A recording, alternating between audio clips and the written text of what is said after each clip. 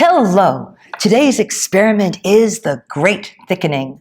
From your kit, you're going to need your beaker, yellow measuring spoon, cornstarch, and your stirring stick. From home, you'll just need some water.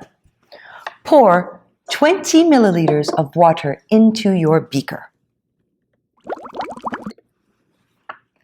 Then add 10 to 15 large level spoonfuls of cornstarch into the beaker.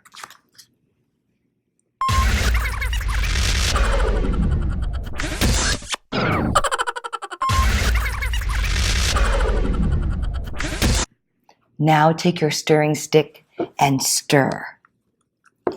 You'll notice that the mixture gets harder and harder. Watch this. If I tap very, very hard,